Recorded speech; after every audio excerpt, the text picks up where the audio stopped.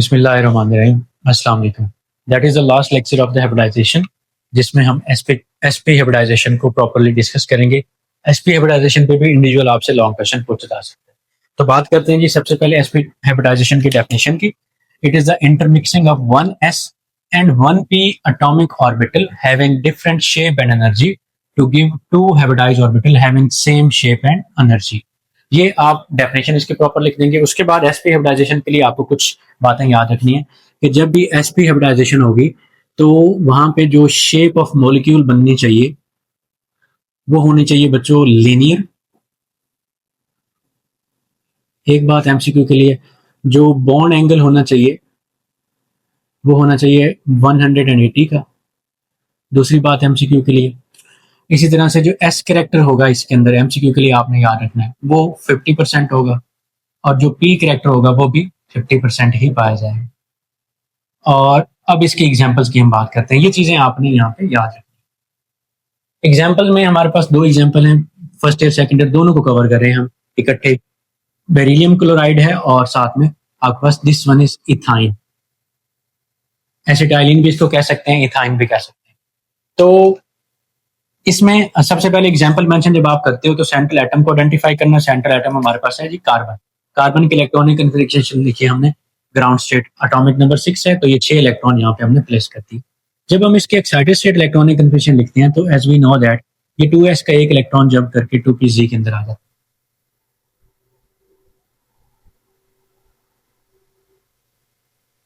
अब 1s के अंदर तो 2 ही इलेक्ट्रॉन है, 2s के अंदर एक इलेक्ट्रॉन बच गया, 2px में ऑलरेडी एक था, 2py में भी, और 2pz में यहाँ से एक इलेक्ट्रॉन इधर आ गया। ये है एक्साइटेड स्टेट इलेक्ट्रॉनिक कन्फिग्रेशन।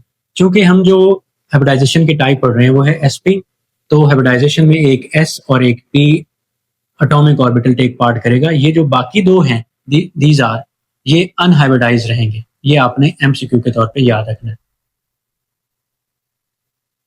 ये एट द एंड हम देखेंगे बॉन्डिंग में हिस्सा लेते हैं लेकिन हाइब्रिडाइजेशन में हिस्सा नहीं लेते। अगली जो स्टेट हम लोग बनाते होते हैं वो होती है हाइब्रिडाइज स्टेट, और हाइब्रिडाइज स्टेट में हम सिर्फ वो ऑर्बिटल बनाते हैं जो हाइब्रिडाइजेशन में टेक पार्ट करते हैं। तो यहाँ पे सिर्फ दो हैं तो आप दो ही बना दें, दोनों में एक एक इलेक्ट्रॉन, और दोनों का नाम अब sp हाइब्रिडाइज ऑर्बिटल।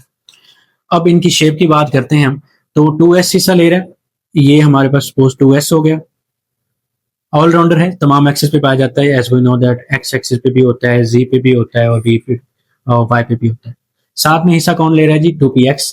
इसको एक्स एक्सिस पे ड्रॉ कर दें 2px को, ये हमारा एक्स एक्सिस हो गया, this one is y and this one is z। तो ये हो गया हमारा 2px। ये दोनों इंटरमिक्स करेंगे आपस में, दोनों की जो एनर्जी है और शेप है वो डिफरेंट है, लेकिन इंटरमिक्सिंग के बाद आपको हाइब्रिडाइज्ड ऑर्बिटल मिलेंगे, और जितने एटॉमिक ऑर्बिटल इंटरमिक्स होते हैं उतने ही एज अ रिजल्ट आपको मिलते हैं, और इन दोनों का नाम अब sp हाइब्रिडाइज ऑर्बिटल होगा। नेक्स्ट टास्क ये होगा कि इन्हीं हाइब्रिडाइज ऑर्बिटल्स को आपको सेंट्रल एटम के अराउंड प्लेस कर देना है। सेंट्रल एटम हमारा कार्बन है, तो यहाँ पे लिखें जी कार्बन, ये हमारा पहला कार्बन, और यहाँ दो कार्बन है तो दूसरे कार्बन के साथ भी ये सारा प्रोसेस होने के बाद यहाँ पे आपने इसको मेंशन कर देना। सेंट्रल एटम के गिर्द इसको इस तरह से दोनों ऑर्बिटल्स को प्लेस करना है कि इनके दरमियान मैक्सिमम डिस्टेंस हो, और मैक्सिमम डिस्टेंस के लिए मेरे पास एक ही ऑप्शन है कि इनको मैं यहाँ पे एटम की अपोजिट साइड पे रख दूं। ये एक कार्बन के हो गए दोनों हाइब्रिडाइज ऑर्बिटल, बेशक आप चाहें तो इनको फिल कर दें, और दूसरी कार्बन के ऑर्बिटल्स को हाइब्रिडाइज ऑर्बिटल को आप बेशक किसी और कलर से ड्रॉ कर लें। सपोज मैंने इनको इससे ड्रॉ कर लिया।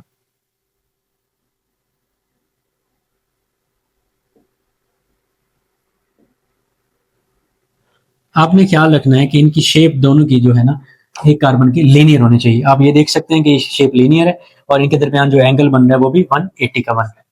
यहाँ पे इन दोनों कार्बन ने अपना इन ऑर्बिटल्स को, ये sp ऑर्बिटल को एक को यूज करते हुए एक सिग्मा बॉन्ड तो यहाँ पे बना लिया।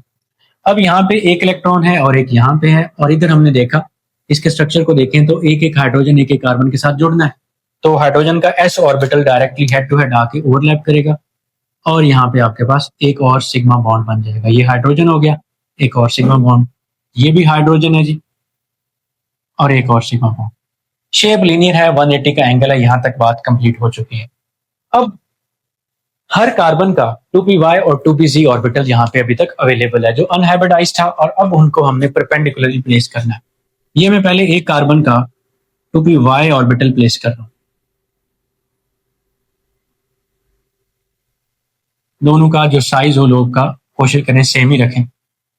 अगर आप चाहो तो इनको फिल कर सकते हो, नहीं भी करें तो ये जरूरी नहीं, टास्क नहीं, ये बस अच्छा दिखने के लिए। और ये दूसरी कार्बन का आप यहाँ पे ड्रॉ कर दो 2p y, इसको भी आप चाहो तो फिल कर लो। अब चूंकि ये अनहाइब्रिडाइज हैं तो ये हेड टू हेड तो मिलने से रहे, इसलिए ये अबव और बिलो द प्लेन ओवरलैपिंग करेंगे। इनकी ओवरलैपिंग करवाते हैं, उससे पहले मैं जरा 2pz को ड्रॉ कर। 2pz इस कार्बन का भी अवेलेबल है, इसका भी, तो यहाँ पे आप इसका प्लेस कर दें 2pz। चाहें तो इनको भी फिल कर दें।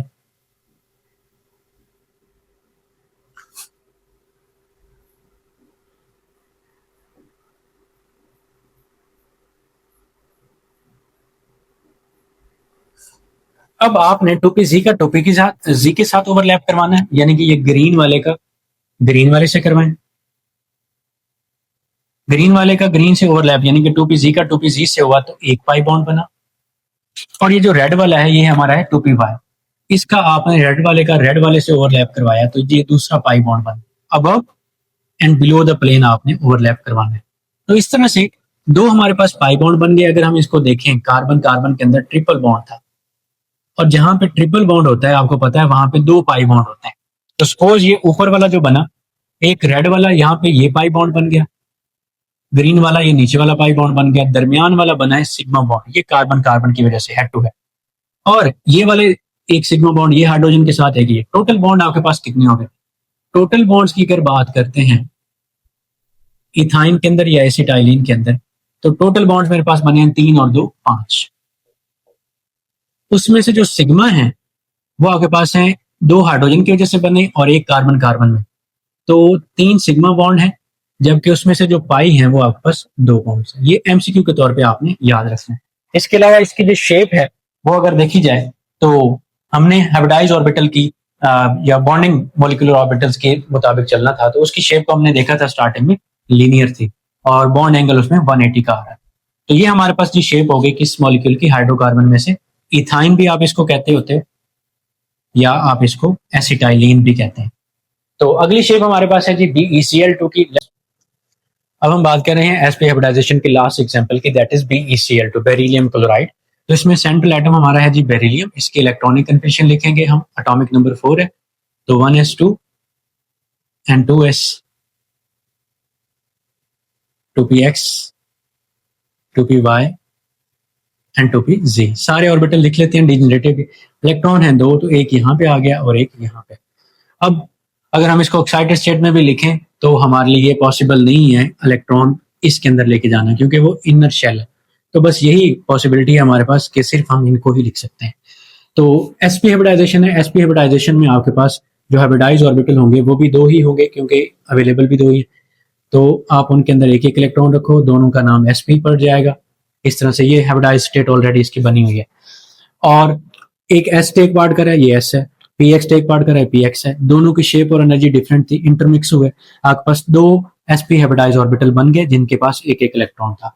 अगली बात, आपने बेरिलियम जो कि सेंट्रल एटम है हमारा, इसके गिर्द इन दोनों हाइब्रिडाइज ऑर्बिटल को मैक्सिमम डिस्टेंस पे इस तरह से प्लेस कर देना। ये हमने प्लेस कर दिया जी। इफ यू वांट इनको आप फिल भी कर सकते हो। इनमें एक एक इलेक्ट्रॉन है। अब इन्होंने क्या करना है, अगर इसके स्ट्रक्चर को देखें तो ये लीनियर होता है। क्लोरीन दोनों साइडों से आके इनके साथ बॉन्ड बनाएगी, बॉन्ड एंगल आपके पास 180 का होगा, और शेप आपके पास क्या होगी जी इसकी? लीनियर। ये एमसीक्यूज के लिए आपने याद रखना। क्लोरीन का अगर हम एटॉमिक नंबर लिखते हैं तो 17 होता है। इसके इलेक्ट्रॉनिक कन्फिग्रेशन एक बार लिख लेते हैं ताकि आइडिया हो जाए कि कौन सा ऑर्बिटल आके यहाँ पे ओवरलैप करेगा। 1s2, 2s2, 2p6। अब मैं इसके डिजेनरेटिव ऑर्बिटल अभी नहीं लिख रहा, आखिरी वाले के लिखूं। 3s2, 3px, 3py and 3pz। 10 electron हो गए, दोबारा इसमें बचे 2 इलेक्ट्रॉन आ गए, 14, 15, 16 और यहाँ पे 17। तो pz के अंदर हमारे पास एक ही इलेक्ट्रॉन आ गया, यही हाफ फिल्ड है, यही आके यहाँ पे ओवरलैप करेगा। तो pz है, तो इसको यहाँ पे हम हेड टू हेड ओवरलैप करवा लेते हैं। ये क्लोरीन का pz ऑर्बिटल यहाँ पे आके हेड टू हेड ओवरलैप कर लेगा। इसको भी आप चाहो तो फिल कर लो। यहाँ पे हेड टू हेड ओवरलैप करने से सिग्मा बॉन्ड बन गया और ये दूसरी क्लोरीन का pz इस साइड से आके बॉन्ड करेगा और ये भी आपके पास एक सिग्मा बॉन्ड है। ये क्लोरीन है, ये भी क्लोरीन है और दरमियान में सेंट्रल एटम हमारा बेरिलियम है। तो बॉन्ड एंगल अगर देखा जाए तो जी 180 का, शेप देखी जाए तो हमारे पास कौन सी बन गई जी, लीनियर की। और आखिरी बात एमसीक्यू के लिए अगर करते हैं तो number of sigma bond, there are total 2 sigma bonds in beryllium chloride. तो यहाँ पे हमारे पास हाइब्रिडाइजेशन की सारी टाइप्स एंड होती हैं। अब वादे के मुताबिक हमने एंड पे कुछ जो है एग्जांपल्स डिस्कस करनी है जुबैदा आपा के टोटके कि जिसमें हम आइडेंटिफाई कर सकें कि बगैर हाइब्रिडाइजेशन लिखे हम कैसे आइडेंटिफाई कर सकते हैं कि किसी एटम में कौन सी हाइब्रिडाइजेशन हो रही है।